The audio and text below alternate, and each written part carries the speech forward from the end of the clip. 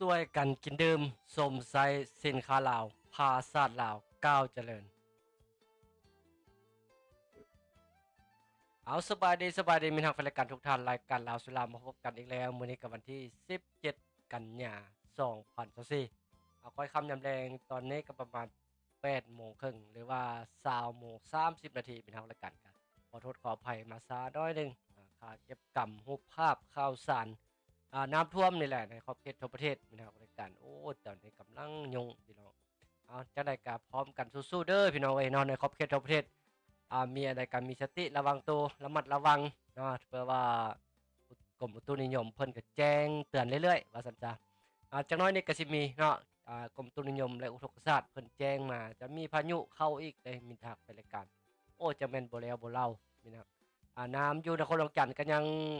ก็ซึบตัวลงเนาะแต่ว่าก็ยังมีฝนอยู่ไว้ตลอดเนาะตอนเช้านี่ก็แดดๆอยู่บัดตอนสวยๆมาปัดฝนตก กลางคืนมาบอกฝนตกเนาะก็จะเฮ็ดให้น้ำนี่ก็ลงช้าว่าซั่นจ้ะนอกนั้นกับบรรดาแขวงทางภาคใต้ภาคกลางเนาะนับแต่บุรีรัมย์ไซบุรีรัมย์ไซคำม่วนสะวรรณเขตลงไปจำปาสักพู้นแหละก็ถือว่าได้กักเกี่ยมเฝ้าระวังแล้วก็ข่าวๆผู้ประสบภัยข่าวๆผู้ประสบภัยน้ำท่วมนี้แล้วก็ผู้มอบเงินต่างๆก็ถือว่ามีหลายภาคส่วนถือว่าสืบต่ออุปถัมภ์คำสู่มอบเงินเพื่อ อ่เขาเอิ้นว่าจั่งใดเพื่อบรรเทาทุกข์ภัยพิบัตินั่นล่ะที่มันเกิดขึ้นมื้อโดยเฉพาะมันเมื่อวานนี้เนาะนายกรัฐมนตรีเพิ่นก็ได้เข้าร่วมพิธีอันน่ะหลายภาคส่วนที่ว่ามาบริจาคสมทบทุนเข้ากับกองทุนคณะกรรมการป้องกันภัยพิบัติขั้นสุดกลางว่าซั่นจ้ะก็มอบวัตถุสิ่งของทั้งเงินแด้ทั้งวัตถุแด้ว่าซั่นจ้ะหลายตื้อได้มื้อวานนี้20ปลายตื้อเนาะ จักหน่อยจะไปเบิ่งรายละเอียดนอกนั้นก็ยังไปเบิ่งทางหลายๆแขวงทางไล่แต่บริคำไซไปว่าซั่นจ้ะส่วนว่าแขวงหลวงพระบางหลวงน้ำทาอาทิตย์แล้วนี่ก็ถือว่าประสบเหตุถือว่าน้ำท่วมเริ่มแต่ทางเหนือพุ่นแล้วว่าซั่นจ้ะก็ถือว่าปัจจุบันนี้ก็ถือว่าขี้คายลงไปหลายเติบแล้วว่าซั่นจ้ะทางหลวงน้ำทาก็ถือว่าทางหลวงพระบางอ่าเพราะว่าน้ำก็ลงมาลุ่มพี่ละเนาะฉะนั้นจักว่าทางแขวงภาคกลางภาคใต้ภาคกลางภาคใต้นี่แหละจะรับบทต่อไปและก็ยังมีพายุอีกจะเข้ามานี่เอาเพื่อบ่เสียเวลาเป็นจั่งใดมื้อนี้มีทางรายการผู้ใดรับชมอยู่ไสอยากส่งข่าวผ่านรายการอ่า ลาวลาวก็สามารถส่งข้อมูลข่าวสารมาได้เนาะมีนักบริการรับชมอยู่ไสอยู่แขวงใดกำลังรับชมกำลังไลฟ์สดในปัจจุบันทางเพจขายสินค้าลาวราคาโรงงานเนาะสินค้าลาวราคาโรงงานเฮาก็มีแต่ผลิตภัณฑ์น้ำดื่มนี่แหละเนาะที่เห็นอยู่หน้าจอมีนักบริการน้ำดื่มโลมาคำเจ้าเก่าเจ้าเดิมน้ำดื่มระดับมาตรฐานสากลว่าซั่นซะน้ำดื่มระดับมาตรฐานสากลโอ้ยตัวหนึงเนี่ยน้ำดื่มระดับมาตรฐานสากลถือว่า น้ำดื่มมาตรฐานสากลเด้อมีทางบริการเด้อนี่เด้อน้ำดื่มนมครับเป็นน้ำดื่มระดับมาตรฐานสากลได้รับความไว้เนื้อเชื่อใจได้รับยั่งยืน ISO 22000ด้านอาหารและเครื่องดื่มฉะนั้นทุกการผลิตทุกขั้นตอนในการหุ้มห่อการกันการตองค่าเสื้อต่างๆถือว่าได้มาตรฐานสากลถือว่าผลิตตามมาตรฐานของยุโรปพุ่นล่ะกันสิว่าถือว่ามีความสะอาดปลอดภัยถือว่าห่วงใยสุขภาพของท่านด้วยสูงสุดเอาว่าซั่นซะ และก็เป็นผลิตภัณฑ์ของคนลาวแท้100%ฉะนั้นจึงว่าทุกคนสามารถเข้าถึงได้น้ำดื่มราคากระบ่ได้แพงมีทางบริการราคาบ่แพงราคาเหมาะสมคนลาวเราสามารถจับต้องได้อ่ามีทางบริการอยากรู้รายละเอียดเพิ่มเติมอยากเป็นสาขาจำหน่ายอยากเป็นตัวแทนจำหน่ายอยากเอาไปซื้อไปขายอยากเอาไปจำหน่ายขายต่ออยากเอาไปเฉลิมฉลองขึ้นเรือนใหม่ใส่กระเบื้องซีแพ็กงาม ไปเสริมฉลองงานสิริมงคลเปิดร้านเปิดบริษัทใหม่ก็อย่าลืมติดต่อผัวพัน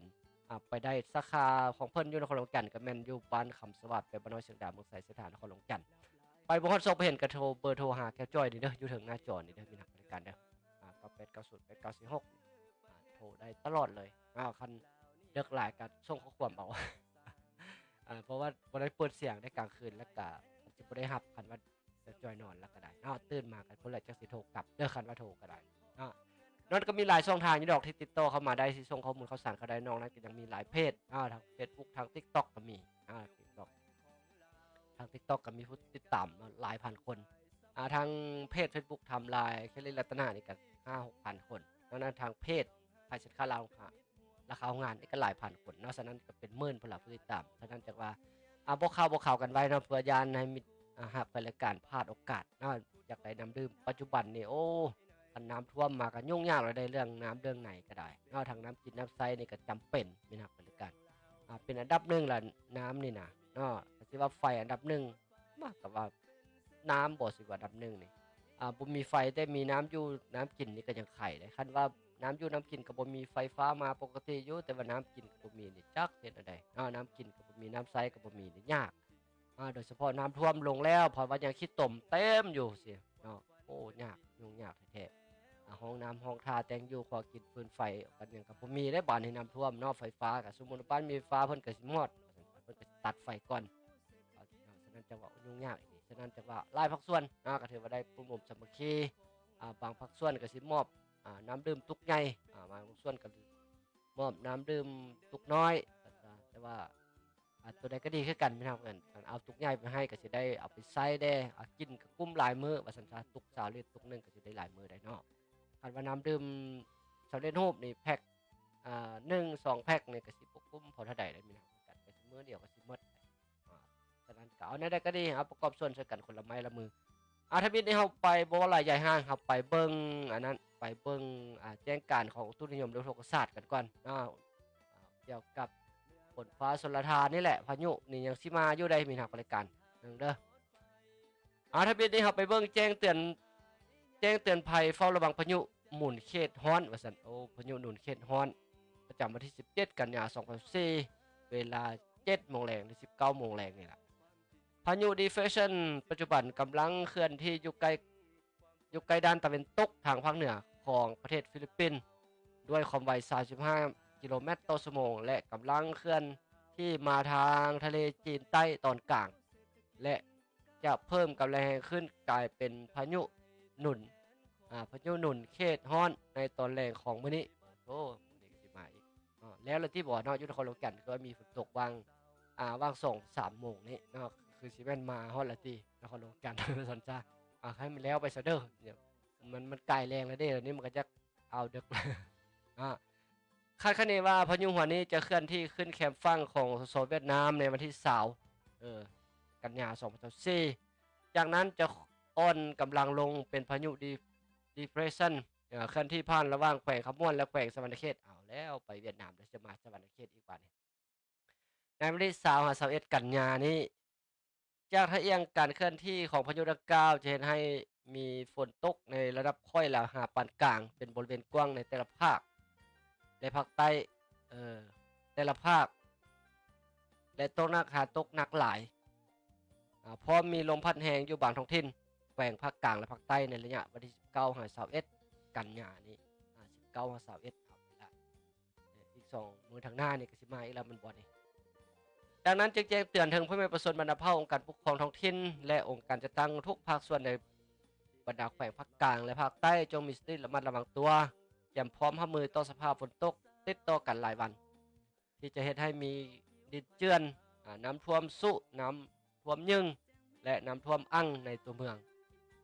ขอให้ติดตามข่าวพยากรณ์อากาศ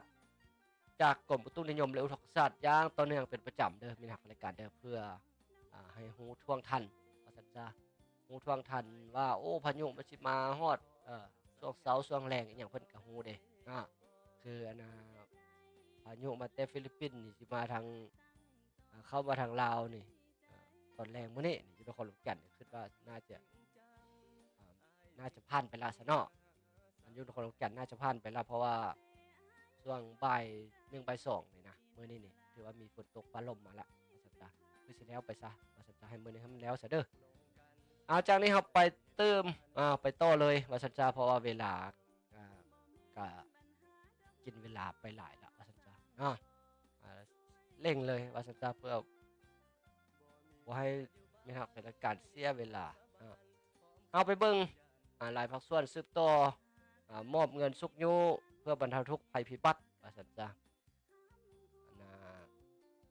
มื้อวานนี้มีทางรายการหลายภาคส่วนสืบโตมาเมือนช่วยอ่าบรรเทาทุกข์ต้านภัยพิบัติน้ำท่วมวันที่16กันยามื้อวานนี้ตอนแรกวานนี้หลายบริษัทหลายภาคส่วนทางภาครัฐและเอกชนได้นำเอาเงินมามอบให้รัฐบาลเพื่อนำไปช่วยเหลือบรรเทาทุกข์แก่ประชาชนที่ได้รับผลกระทบจากภัยน้ำท่วมอยู่บรรดาแขวงในขอบเขตทั่วประเทศต่างนะครับโดยท่านนางใบคำคัตติยะรัฐมนตรีกระทรวงแรงงานและสวัสดิการสังคมทั้งเป็นรองประธานคณะกรรมการคุ้มครองภัยพิบัติแห่งชาติพันศูนย์กลางโดยมีท่านสอนไซศิพดลนายกรัฐมนตรีและภาคส่วนที่เกี่ยวข้องเข้าร่วมเป็นสักขีพยานบรรดาบริษัทและภาคส่วนที่นำเอาเงินมามอบในครั้งนี้ประกอบมีศูนย์กลางแนวราวสร้างชาติมอบ500ล้านกีบศูนย์กลางแนวราวสร้างชาติสถานทูตเวียดนามประจำลาว300ล้านกีบกลุ่มบริษัทเจริญเซกองจำกัด2ตื้อกีบกลุ่มบริษัทพงทรัพย์ทวีจำกัด2ตื้อกีบกลุ่มบริษัทพรศักดิ์2ตื้อกีบบริษัทวันนิดาสำรวจแห่ธาตุและการลงทุนจำกัด2ตื้อกีบบริษัท PTL Holding Petro Trade ท่าบกธนาแรง BLP และขวัญใจการค้ามอบเงินสด1ตื้อกีบและวัตถุมูลค่า1ตื้อกีบธนาคารร่วมพัฒนา 1.5 ตื้อกีบบริษัทลาวโทรคมนาคมมหาชนมอบเงินสด1ตื้อกีบและวัตถุมูลค่า570ล้านกีบรัฐวิสาหกิจไฟฟ้าลาวและบริษัทผลิตไฟฟ้าลาวมหาชน1ตื้อกีบบริษัท AIF และบริษัท AIDC มอบ1ตื้อกีบบริษัทพัฒนาบ่อแห่ใส่สมบูรณ์1ตื้อกีบบริษัทยอดเงินพาวเวอร์จำกัด1ตื้อกีบบริษัทชนะพลังงานและบริษัทเมืองคง Green Energy จำกัด1ตื้อกีบบริษัทไฟฟ้าดอนสะโฮงจำกัด1ตื้อกีบบริษัท Power China 1ตื้อกีบบริษัทร่วมพัฒนา4ทันดอนจำกัด1ตื้อกีบกลุ่มบริษัทเพชรศรีสะเกษและบริษัทลาวจีนพัฒนาเฮดหายากภาคเหนือ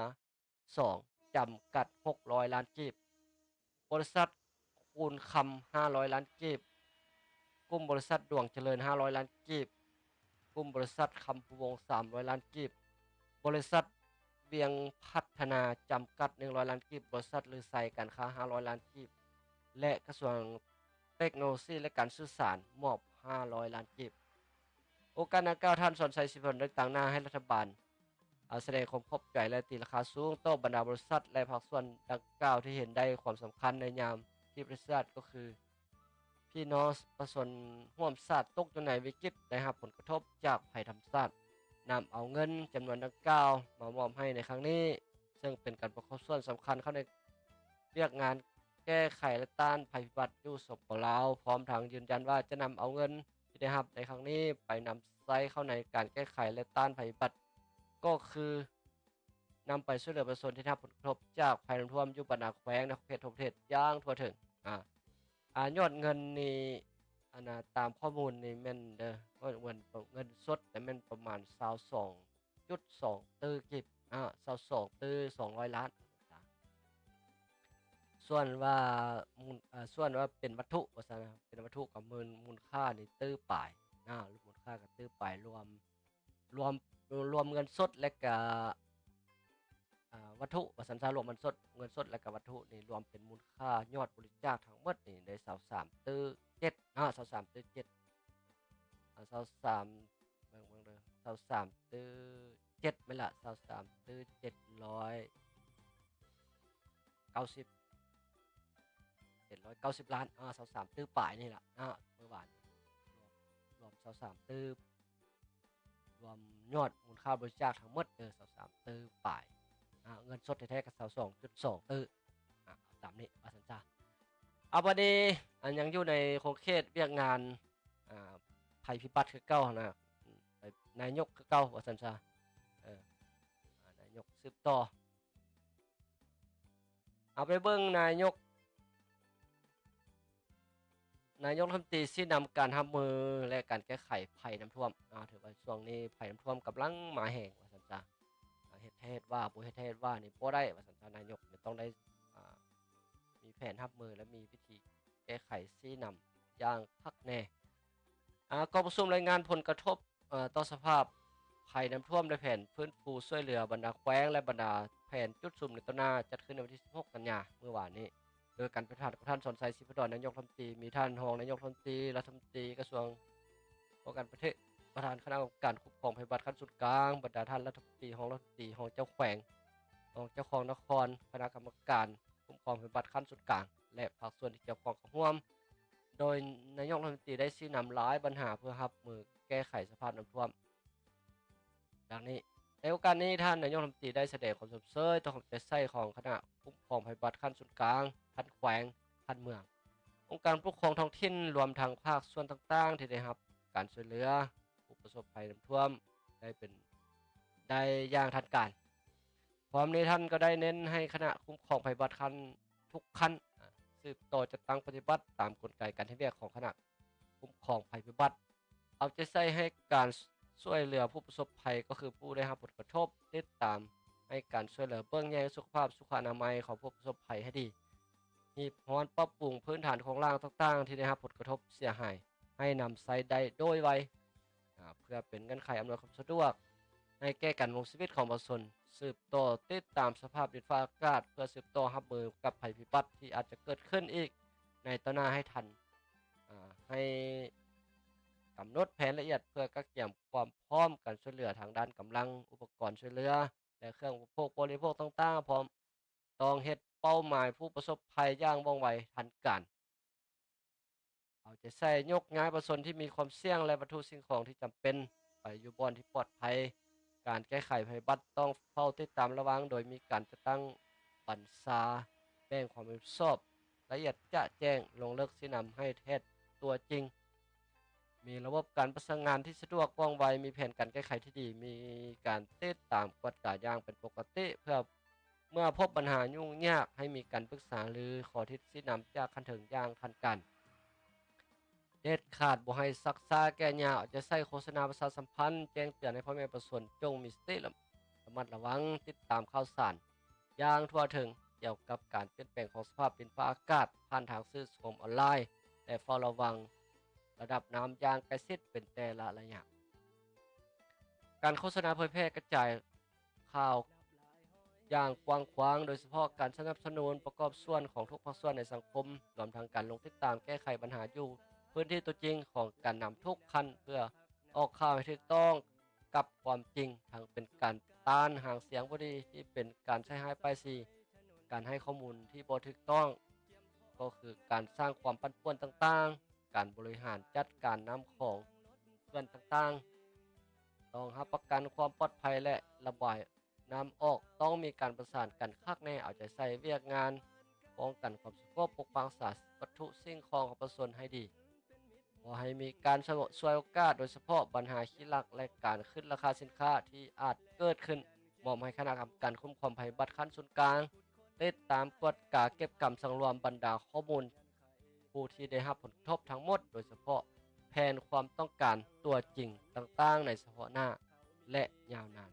สิ่งสำคัญแม่นหลีกเลี่ยงการขึ้นแผนที่ซ้ำซ้อนเพื่อเป็นการฉวยโอกาสแล้วการดังกล่าวท่านนางใบคำคัทยารัฐมนตรีกระทรวงงานและสวัสดิการสังคมรองประธานผู้กำกับคณะกรรมการคุ้มครองภัยพิบัติขั้นส่วนกลางได้ฮู้ว่านับแต่วันที่18กรกฎาคม2024ฮอดปัจจุบัน18กรกฎาคม18เดือน7จนมาฮอดปัจจุบันสปลาวได้รับผลกระทบและผลเสียหายจากพายุ Depression พายุหมุนเขตร้อนพระพิรุณและลมพายุไต้ฝุ่นยากิ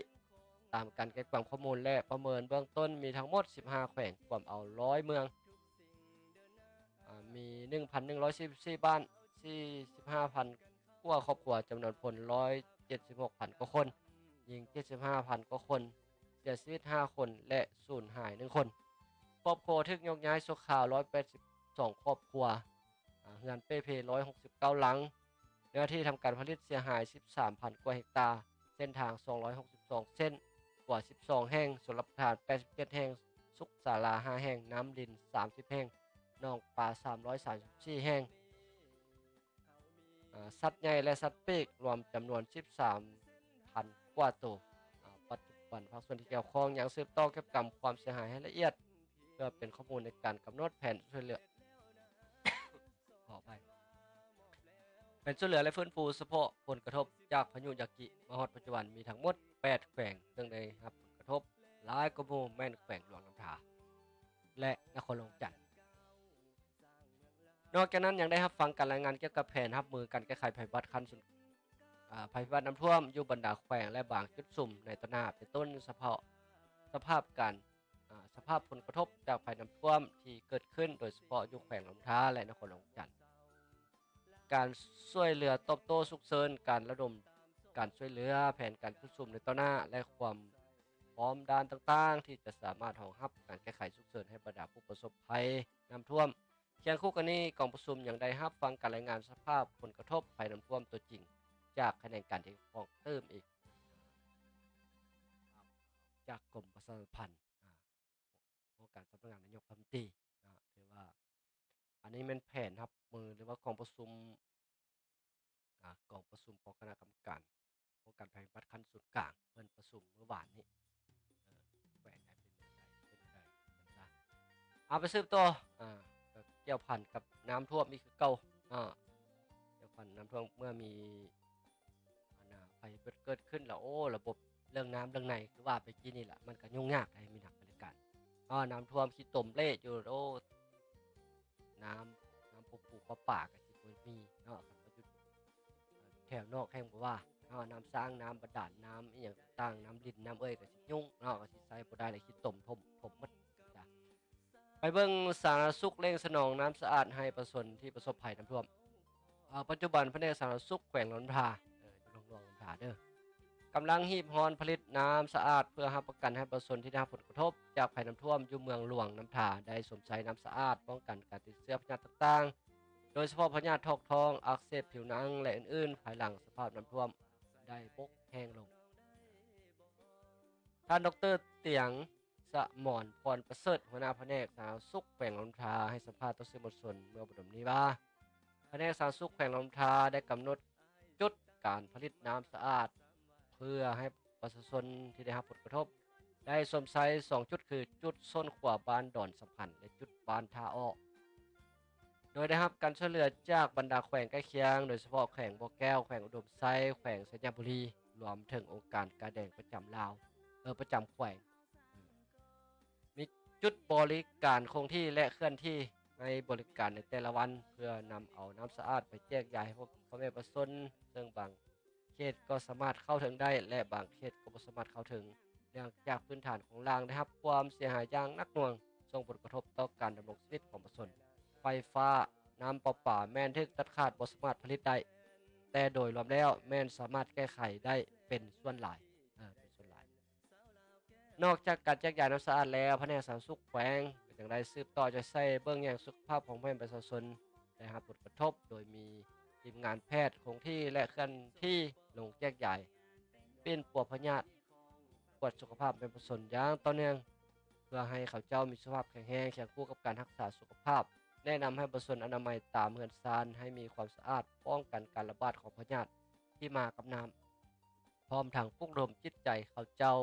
เพื่อบ่ให้มีผลกระทบทางด้านอารมณ์จิตให้รับรู้เข้าใจถึงสภาพที่เกิดขึ้นมาฮอดปัจจุบันยังบ่ทันพบเห็นประชาชนเป็นพยาธิใหญ่แห่งเทื่อสวยครับที่ว่าช่วงก็เป็นช่วงสาธารณสุขไว้กระทรวงทุกว่าแผนกสาธารณสุขแบบของท่าที่ว่าคุณเขี้ยวคุณเขี้ยวจัดหาน้ำสะอาดโอ้ผมมีน้ำสะอาดเนี่ยอันตรายอ่ะ จากนี้เราไปสืบต่อดำเนินต่อเลยไม่เสียเวลาไปเบิ่งบรรยากาศมื้อนี้เนาะมันเสาร์มื้อนี้คือว่าเป็นมื้อบุญเข้าสลากเนาะมื้อนี้เนาะบุญเข้าสลากเข้าสลากเลยหลายภาคส่วนก็ถือว่าไปใส่บาตรญาติน้ำมื้อเสาร์อันนี้เราสิจับเอาภาพกันไปใส่บาตรของการนำแขวงขมวนการนำแขวงขมวนร่วมใส่บาตรของเข้าสลากอยู่วัดพระธาตุพุทธบอกได้ข้าเจ้าแขกขมวนฮู้ว่าบุญของเข้าสลากเป็นหนึ่งในบุญประเพณีของชาวพุทธที่มีความหมายความสำคัญมีประวัติ ความเป็นมาดนนาน และยังเป็นบุญที่อยู่ในฮีต12ของ14ประเพณีชาวพุทธที่เคยสืบทอดปฏิบัติกันมาเมื่อฮอดเดือน10ลาวของทุกปีซึ่งปีนี้แม่นกงกับมือขึ้น15ค่ำเดือน10โอ้15ค่ำเดือน10แล้วได้พี่น้องอีกเดือนหนึงเลยออกพรรษาเลยอ้อ15ค่ำเดือน10แล้ว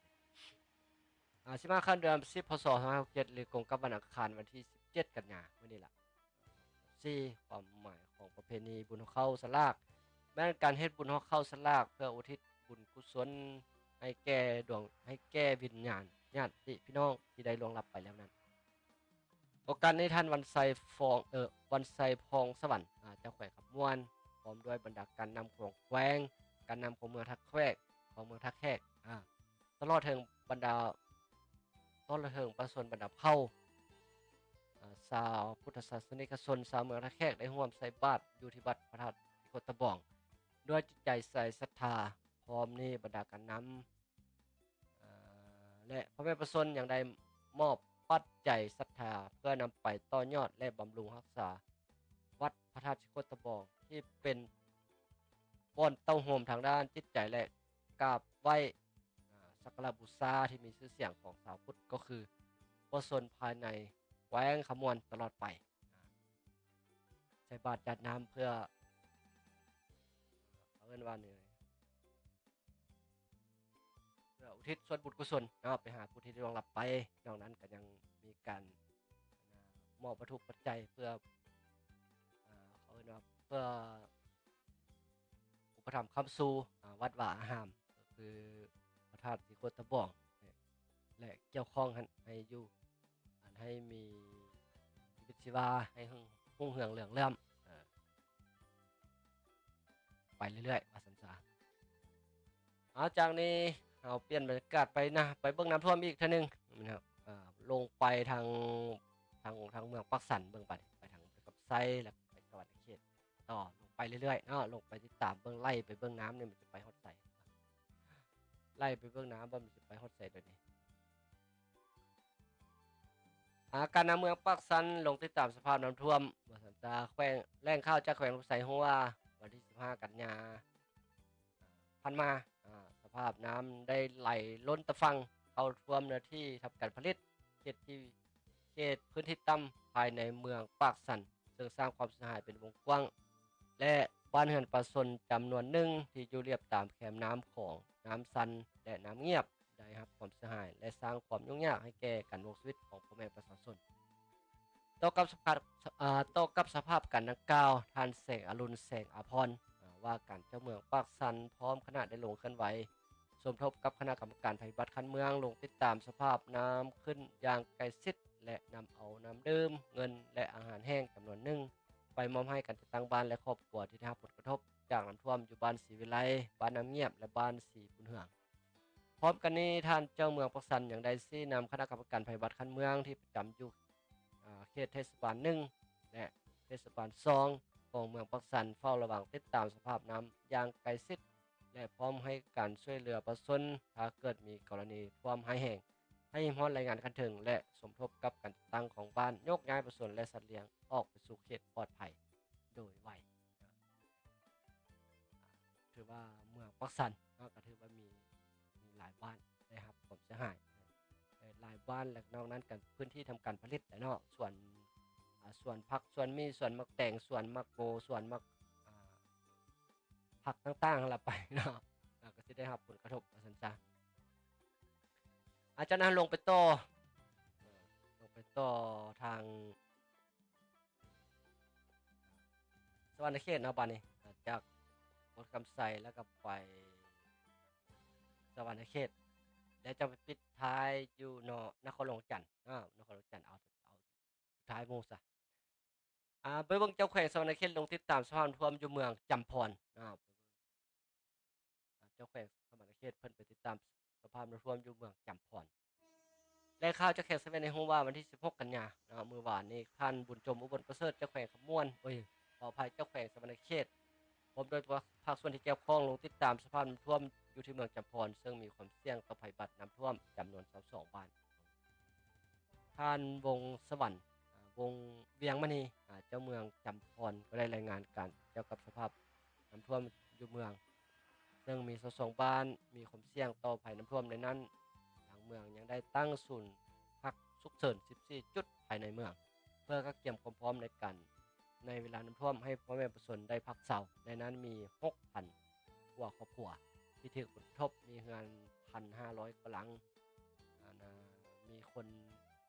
19,000 กว่าคนเส้นทางตัดขาด6บ้านที่มีหน้าที่ทำการผลิตนาปีถึกท่วมนี่60บ้าน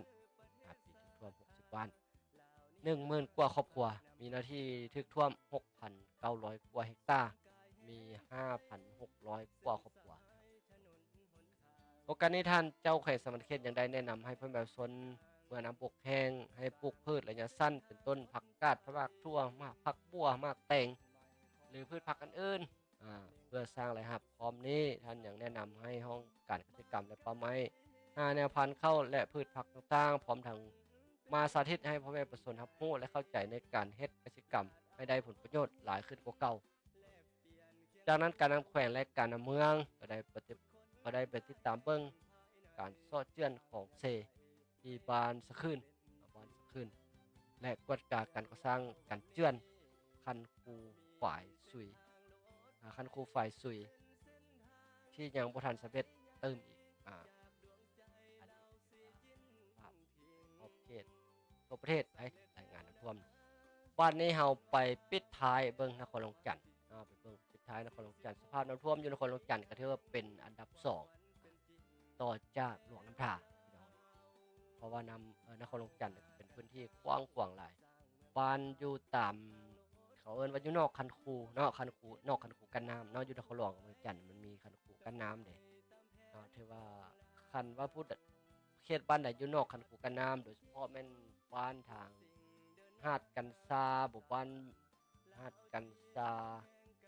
อย่างต่างๆทางเมืองหาดไซฟองว่าซั่นซะส่วนหลายก็ถือว่าได้รับผลกระทบหนักหน่วงสมควรไปเบิ่งภาพอยู่นครหลวงจันทน์เล็กน้อยว่ามันน้ำเนี่ยมันมีการขึ้นกันลงซำใดอันนี้คืออยู่จุดท่าวัดจันทน์ท่าวัดจันทน์นี่แต่ก่อนนี่ก็มื้อก่อนมื้อวันที่เท่าไหร่วันเสาร์วันอาทิตย์นี่ก็จักว่าลิฟต์หลังคาได้ตลาดคิมของว่าซั่นซะตลาดนาคราชคิมของถือว่าลิฟต์หลังคาปัจจุบันนี่ก็ถือว่าเห็นคันใดตัวนี้ก็ถือว่าหลายเติบละ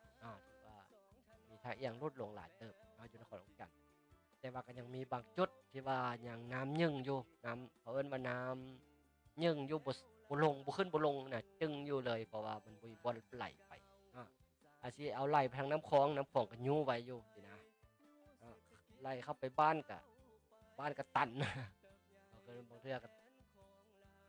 ท่วมอยู่หั่นยึ่งอยู่หั่นเลยขึ้นบ่ลงว่าซั่นซะจักว่าถ้าเอียงนี่จะลงมันก็น้อยที่สุดว่าซั่นทางเขตคิมของทางนอกคูกั้นน้ำบ้านอิหยังบ้านมักเหี่ยวบ้านมักเหี่ยวเอิ้นว่าทางเมืองหาดไซฟองบ่อนที่มีการเปิดน้ำไขน้ำระบายน้ำอยู่ทางสถานีบ้านมักเหี่ยวฉะนั้นจึงว่านครหลวงจันทน์ก็เป็นคือว่ากินพื้นที่กว้างขวางสมควรนั่นล่ะมีทางรายการมื้อก่อนก็จ้อยก็เอาภาพมาให้เบิ่งแล้วว่าเขตบ้านเขตคิมของที่ว่าบ่มีคูกั้นน้ำว่าซั่นซะเป็นทางคูบ่มีคูกั้นน้ำอยู่เขตทางเมืองหาดไซฟองทางเมืองหาดไซฟองในส่วนหลายก็จักว่าพื้นที่ต่ำพื้นที่ต่ำแล้วก็บ่มีคูกั้นน้ำคืออยู่เขตอยู่แถวเมืองศรีโคตะบองศรีสัตนาคตะฟังก็สูงตะฟังสูงเขาเอิ้นว่าตะฟังสูงฉะนั้นจังว่าโอกาสที่จะท่วมล้นเข้ามาในเมืองนี้มันก็มีน้อยเพราะว่ามันสิท่วมแท้ๆก็ระดมกันไปเอิ้นว่าให้กระเป๋าสายตันไว้ก็ถือว่าสร้างก็ถือว่าสามารถแก้ไขได้ดีสมควรกระเป๋าสายนี่ก็ถือว่าอยู่นครหลวงจันทน์นี่โดยเฉพาะแม่นตัวเมืองแท้ๆก็บ่ได้ท่วมดอกมีน้ำบริการก็จะมีบางบ้านที่ต่ำแท้ๆอันนั้นจะมีน้ำ ความจริงกับบ้านแก้วจ้อยอยู่บ้านดอนก่อยนี่ก็มีรายชื่อหั่นล่ะมีรายชื่ออันน่ะที่บ้านที่เฝ้าระวังว่าซั่นซะบ้านดอนก่อยอ่าบ้านดอนก่อยบ้านอิหยังบ้านคำสะวาดบ้านดอนก่อยบ้านคำสะวาดดอนนกคุ้มอิหยังทำในสร้างเว้ยแถวนี้นี่มันก็บ้านดงสะวาดดงสะวาดสร้างเว้ยวัดศพโพไซนะอิหยังต่างๆนี่ บ้านโคกนินแถวนี้มันตั้งอยู่คิมน้ำของเนาะมันก็มีความเสี่ยงแถวโอ้คันมาท่วมแถวดอนก่อยนี่ห้วยสมควรได้มีหักประกันดอนก่อยถือว่าเป็นบ้านหนึ่งที่สูงเนาะฝั่งซื่อก็ว่าดอนนั่นเด้เป็นบ้านหนึ่งได้ที่สูงได้อยู่ดอนก่อยว่าซั่นซะเอาทั้งหมดทั้งมวลที่แกจอยรายการลาวสุลาวนำมาโอ้มาลมได้มาเล่าในมินักรายการในมื้อนี้ก็ถือว่าส่วนหลายก็แม่นอ่า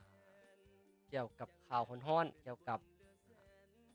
ผลกระทบหรือว่าติดตามนี่แหละสภาพการน้ำท่วมเนี่ยคือขึ้นอยู่ในตอนติดตามสภาพน้ำท่วมอยู่ในขอบเขตทั่วประเทศครับพี่น้องฉะนั้นจังว่ามีนักบริการรับชมยุคเขตใดแขวงใดมี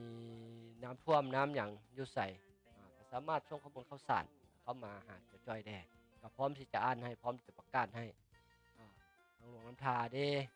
เป็นอันใดเดี๋ยวนี้เป็นอันใดแล้ว จอยกันยุ่งช่วงนี้กับบ่ได้ไปติดตามแล้วก็บ่ได้สัมภาษณ์ความจริงก็มีอยู่ดอกเครือข่ายในขอบเขตทั่วประเทศเนาะที่สามารถโทรถามได้อยู่แต่ว่าวันนี้ก็ถือว่ายอมรับว่ายุ่งยากหลายสภาพฝนตกฟ้าร้องเด้เวียกงานเด้อันนี้อันนั้นก็เลยการรายการช้าเด้เอามาวันนี้ก็ถือว่าครบอกขอบใจมีนักรายการทุกท่านที่ติดตามรายการลาวเช้าลาวถือว่ารายการลาวเช้าลาวนี่ก็ถือว่าอยู่คู่กับสังคมมาปีที่3ละมีนักบริการปีที่3ละเด้อฉะนั้นจังว่ามีนักบริการผู้ใดอีตุนสงสารอยากถามคำสู่อยากช่วยค่าอินเทอร์เน็ตอยากช่วยค่าไฟอยากช่วยสุขอยู่จิตใจบำรุงรักษาเครื่องอุปกรณ์ประเภทกล้องประเภทเครื่องอิเล็กทรอนิกส์ต่างๆก็สามารถเฮ็ดได้มีทางบริการแจ้งเช็ดทำนงเข้ามาขอบริจาคขอสมทบทุนช่วยเพื่อเป็นกำลังใจรายการลาวสิลาวเป็นรายการของคนลาวแท้100%นะครับอันนี้ก็ได้เราสร้างขึ้นมาเพื่อปลุกระดมทั่วสังคมลาวหันมากินดื่มสมใช้สินค้าลาวพาสลาวก้าวเจริญเพราะว่าซุมื้อนี้เราประสบกับภัยเศรษฐกิจฝืดอัตราแลกเปลี่ยนเฟ้อเงินเฟ้อว่าซั่นซะสองปีมานี้ว่าซั่นซะปีกายมานี้ปีนี้ก็ถือว่าพุ่นล่ะคันจะว่าก็เริ่มแต่2021เริ่มตัวเลขอัตราแลกเปลี่ยนเริ่มติ่งเริ่มเหน่งขึ้นเนาะ2021ก็ประมาณหลัก3 2022นี่ก็หลัก4หลัก5ขึ้นไปแล้วเดี๋ยวบัดนี้2024นี่พัดหลัก6หลัก7บัดนี้โอ้ยจังว่าเนาะหรือว่าช่วงเขาเอิ้นว่า New High ก็แม่นพุ่นละ700ปลาย11 1บาทไทยว่าซั่นซะ700ปลายกีบเฮานี่ก็ถือว่าในรอบประวัติศาสตร์หลายสิบหลาย20ปีบ่เคยเฟ้อปานนี้จักเทื่อนอกเงินเฮานี่ก็ถือว่าคูณ3พี่น้องเอ้ยอ่อนค่า100ปลายกว่าเปอร์เซ็นต์100ปลายก็เบิ่งก็เด้อบ่แม่น100ปลายดอกบ่แม่น300%พุ่นล่ะเพราะว่าบ่ว่าแนวนั้นแนวใดเพราะว่าแต่ก่อนนี่ถือว่าไล่ใส่ว่า250สมมุติว่าเดี๋ยวนี้มัน750เด้มันเป็นอันใดบัดนี้ขี้ร้ายก็200%เด้มันขึ้นนะ2ทบเด้นี่นะบริการ2ทบเด้มันขึ้นนี่ฉะนั้นจังว่าโปรต่ำก็200%ที่มันที่อัตราแลกเปลี่ยนเฮาเฟ้อเงินเฮาอ่อนค่าหลายฉะนั้นกันแนวทางหนึงก็ผ่านมาก็ถือว่าซื้อสังคมออนไลน์หรือว่าบรรดาพ่อค้าสาวขายในขอบเขตประเทศหรือว่าชมเชยสาวหนุ่มวัยหนุ่มเฮาที่ว่าแม่ค้าสาวขายเฮาเฮ็ดแนวใดที่เฮ็ดได้ช่วยผักช่วยหลายช่วยประเทศชาติได้ก็คือหลายร้านหลายบุคคลหลายนิติบุคคลแม่ค้าน้อยแม่ค้าใหญ่แม่ค้าออนไลน์พ่อค้าอีหยังก็แล้วแต่ออกมาประกาศเป็นเขาเรียกว่าเป็นฟีเวอร์เนาะเว้าเป็นภาษาวัยรุ่นได้ครับเป็นฟีเวอร์เป็นกระแส ในโซเชียลมีเดียเขาเอิ้นว่าเนาะในเป็นกระแสในเฟซบุ๊กนี่แหละในสื่อสังคมออนไลน์เซฟเงินกีบว่าซั่นเซฟลาวกีบบอกแต่ว่าเอิ้นว่ารักษาเงินกีบลาวเฮาช่วยกันปกปักรักษาช่วยกันรักษาค่าเงินกีบเฮาไว้สินะโดยการบ่รับเงินจากต่างประเทศโดยกงว่าซั่นน่ะถึงจะมีนักท่องเที่ยวจะมีแขกเข้ามาร้านกินดื่มโรงแรมอิหยังก็แล้วแต่ประกาศบ่รับเงินตราต่างประเทศโดยกง แนะนำให้เขาเจ้าไปแลกตามธนาคารตามที่รัฐเพิ่นกำหนดให้ถ้าว่าแนวใดก็บ่ไปแนวใดก็สิจ่ายเงินต่างประเทศก็วันดาหลายล้านก็ถือว่าได้ปฏิบัติอ้อเก็บในในเอาอยู่แต่ว่าเอาในอัตราที่อ่าใกล้เคียงกับธนาคารว่าซั่นซะใกล้เคียงกับธนาคารฉะนั้นก็เฮ็ดถือว่ามีบรรยากาศดีสมควรเป็นทางการถือว่าเฮ็ดได้ดีขอให้สืบต่อเด้อตัวนี้นะถือว่ายังถือว่าใช้ได้อยู่ถือว่าถูกต้อง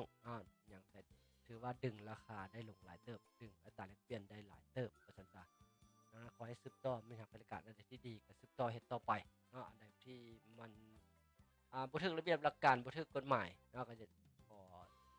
ให้หยุดเสาว่าซั่นซะเขาเฮ็ดไปดนมันก็บ่อืม กินดนบ่ได้ดอกตัวนี้เป็นต้นแม่นการค้าขายเถื่อน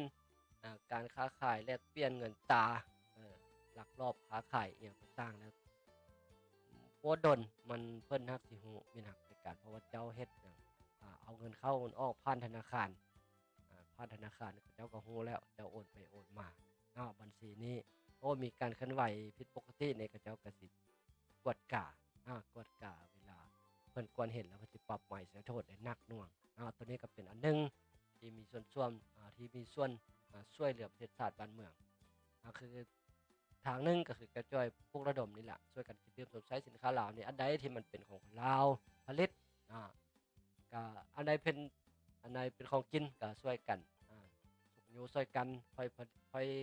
ปลูกมะเขือเจ้าปลูกมะเพ็ดแลกเปลี่ยนกันนอกนั้นดิหมูหมาเป็ดไก่หมาสิบ่ว่าซะเนาะหมูเป็ดไก่นี่ล่ะงัวควายแบะอหย่างต่างๆนี่ล่ะพยายามมูลไซภายในเฮาเป็นหาบริการเฮาก็หลายอันที่เฮาเฮ็ดได้หลายอันที่เฮามีเฮาก็พยายามลดผ่อนลดผ่อนการนำเข้าถ้าเฮาลดผ่อนการนำเข้าได้ก็สิบ่มีการซื้อการขายหลายคนก็ว่าโอ้ยแก้วจ้อยเอ้ยคันว่าอยากให้หันมากินดื่มชมใช้สินค้าลาวน่ะมีแต่บ่ให้นำเข้าเท่านั้นแหละเพิ่นว่าเด้คอมเมนต์คอมเมนต์มาหาแก้วจ้อยในรายการแก้วจ้อยก็แม่นก็แม่นของเจ้าอยู่ว่าซั่นจ้ะแต่ว่าสิไปหยุดมื้อหนึ่งยามเดียวก็บ่ได้มีนักบริการได้เนาะใจเย็นๆหน่อยหนึ่งสั่งห้ามหยุดเลยบ่ให้เอาเข้าเลยตัวนี้นี่ได้บ่ได้นะบ้านเฮานี่มันบ่ได้มีนักบริการเออเพราะว่าเคยโตมาแล้วเด้เคยเอาเข้ามาแล้วเคยนำเข้ามาบ่ได้ทางกงสิเอาทางอ้อมเด้เดี๋ยวนี้บ่ได้ด้วยมนต์บ่ได้ด้วยเลขเอาด้วยกลบ่ได้เอาด้วยมนต์ก็เอาด้วยเอ่อ คาถาไปซันได้บัดนี้เนาะเว้าหลายใจห้างมีทางบริการก่อนจากกันฝากไว้เติมเด้อน้ำดื่มลมมะขามมีทางบริการน้ำดื่มลมมะขามเป็นน้ำดื่มของคนลาวแท้ 100%เนาะทุกขั้นตอนในการผลิตขั้นตอนในการจำหน่ายผลิตตามมาตรฐาน ISO ซาว2000ฉะนั้นจะว่าให้มีทางบริการเชื่อมั่นในคุณภาพของน้ำดื่มโลมะขามเนาะคุณค่าของน้ำบ่มีผิดเพี้ยนว่าซั่นซะค่าของน้ำค่ากรดค่าด่างค่าสารเคมีกับ pH ที่มันมีอยู่ข้างตุกน้ำข้างตุกน้ำpH นั่นน่ะ6.5หา8.5เนาะเป็นค่าน้ำที่เหมาะสมเป็นค่าน้ำที่อันน่ะกินแล้วบ่รู้สึกว่าเป็นน้ำน้ำจางเป็นน้ำเค็มน้ำขิวอิหยังต่างคล้ายๆว่าพอดีกินว่าซั่นซะพอดีกินก็มีได้มีทางรายการน้ำนี่ก็มีเค็มได้มีทางรายการบางแก้วก็คือว่าจางแท้เพราะว่าบางแก้วก็ว่าเค็มหั่นน่ะมันมีอยู่มีทางรายการบางบ่อนก็ว่าโอ๊ยมันส้มบ่ว่ามันมีตัวนี้เนาะตัวนี้ฉะนั้นจังว่าแต่ว่าน้ำดื่มทองคำนี่อยู่ในระดับที่เหมาะสมที่สุดว่าซั่นซะเพราะว่าคนคว้าวิจัยวิเคราะห์กันมาบ่แม่นง่ายเพื่อสิได้ ISO ซาว2000นี่บ่แม่นง่ายเนาะหลายปีนหลายทบหลายเต้าเพื่อสิได้ยั่งยืนตัวนี้มาฉะนั้นนี่การรักษาตัวนี้ได้ก็บ่แม่นเรื่องง่ายว่าซั่นซะฉะนั้นจังว่าทุกขั้นตอนมันต้องบ่มีพิษมีเพี้ยนจักหน่อยว่าซั่นซะนอกจากมีการอุบัติเหตุว่าซั่นซะอุบัติเหตุเท่านั้นที่จะมีการเปลี่ยนแปลง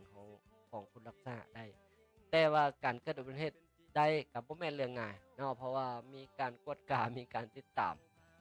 อยู่ตลอดเวลาฉะนั้นจังว่าก็แน่นอนว่าบ่มีไผปฏิเสธได้เรื่องอุบัติเหตุมันก็บ่รู้หม่วงเวลาบ่รู้คาดคิดมีแต่ว่าก็คิดว่ามีน้อยที่สุดเนาะเพราะว่ามีการเบิ่งแยงระบบ เป็นอย่างดีทุกมื้อว่าซั่นจ้ะเพราะว่าผลิตตลอดเด้เราบ่ได้ว่ามื้อนี้ผลิตมื้อหน้าพักมื้อนั้นเสาร์บ่ได้ว่าอันนี้วันหยังก็ผลิตอยู่ตลอดว่าซั่นจ้ะน้ำดื่มนมข้าววันหยังก็ได้ผลิตวันเสาร์วันอาทิตย์ก็บ่ได้หยุดว่าซั่นซะก็จังเฮ็ดให้น้ำดื่มนมข้าวนี่ได้รับความนิยมชมชอบแล้วก็จากอุปถัมภ์คำสู่จากมิตรรักแฟนรายการจากพ่อแม่ส่วนในขอบเขตของประเทศอย่างกว้างขวางตลอดมาขอบอกขอบใจอีกเทื่อหนึงอ่า สำหรับมื้อนี้ก็จ้อยพรผลงานต้องได้ลามิตรรักแฟนรายการไปก่อนพบกันใหม่ในมื้อหน้าสำหรับมื้อนี้ก็จ้อยพรผลงานขอลาไปแต่เวลาเพียงเท่านี้ Thank you for watching and see you next time 再见拜拜先感恩再见